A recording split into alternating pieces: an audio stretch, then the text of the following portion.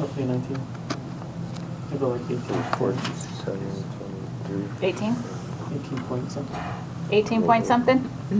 Yeah, it's 471 minus, divided by plateau minus peep. Plateau was 27, peep was 4, so that's 23. So you take 471 divided by 23. So around 18. Less than 30 is bad. The normal compliance is 30 to 50.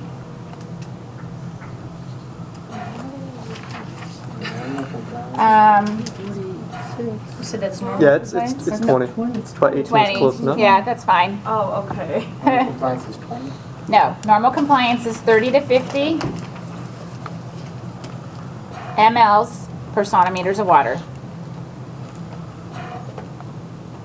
And when we do that equation, we get mLs per centimeters of water? Yes, the end result is mLs per centimeters of water.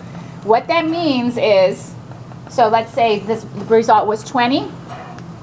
For every pressure of 1 centimeter of water, the ventilator delivers 20 mLs.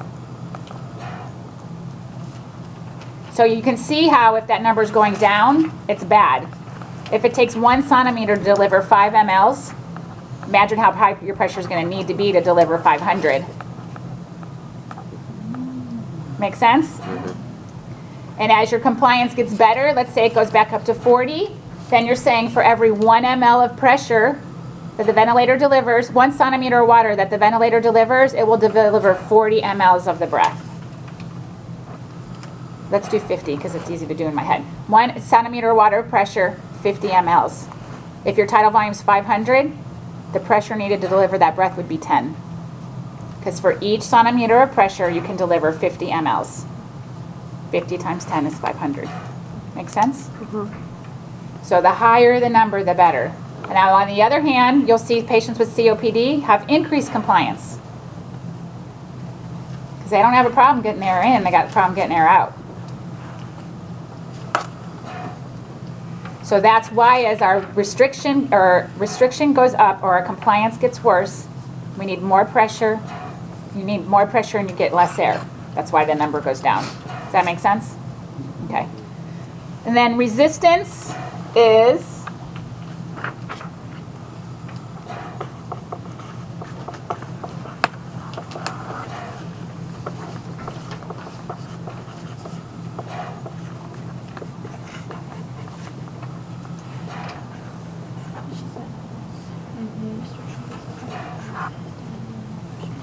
pit minus plateau divided by the resistance. Sorry, I didn't write it on there.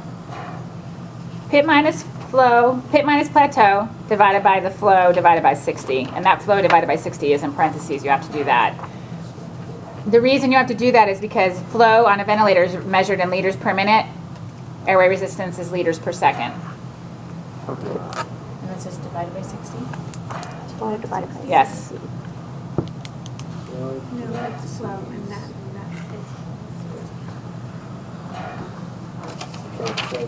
That divided by 60.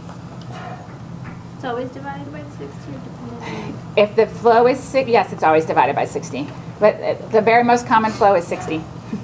So hopefully it's on 60, your bottom number is 1, which makes it easy. But if it's not 60, you have to divide your flow by 60 to get it in liters per second. And your flow would be what? On this one, your flow is right there. V with a dot over it is always flow. So on this one right now, the flow is 32. So if we were to do our airway resistance, it's our peak minus our plateau, so 27 minus 27. They don't ever read right with plastic lung on there. So that flow is 27? Or no, that's 0. Usually your plateau should be lower than your pip. So, and then this is, unit of measure for this is liters per second per centimeter of water. Okay. The measurement, the unit of measure for airway resistance, liters per second per centimeters of water.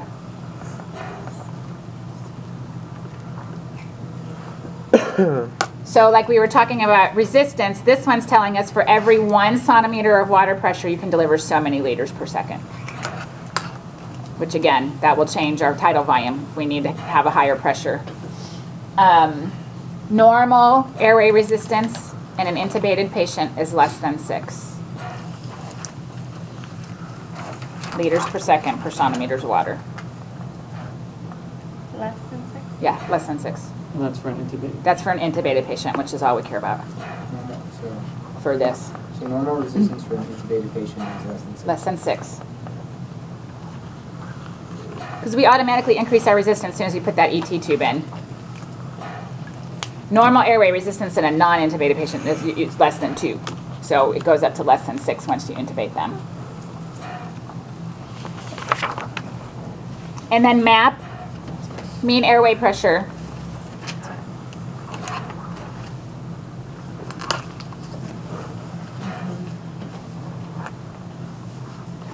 Mean airway pressure here is P, also listed as P mean. You'll also see an abbreviation as PAW, PAW.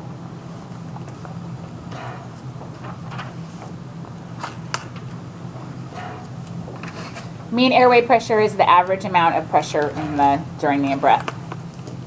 Remember, mean means average. You want it to be less than 10 in the normal patient, in your everyday patient.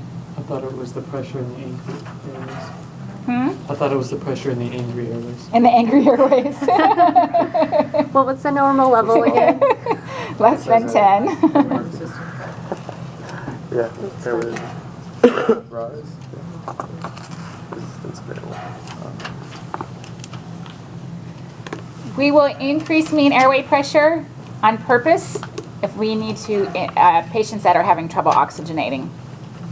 You will what? We will increase mean airway pressure, and there's ways we can do it, not in this mode, but, well actually yes there is. We will increase mean airway pressure in patients having trouble oxygenating. Because longer we can keep that air in contact with the alveoli and available for gas exchange, the longer the chances of your oxygen increasing go up. So adding PEEP will increase mean airway pressure.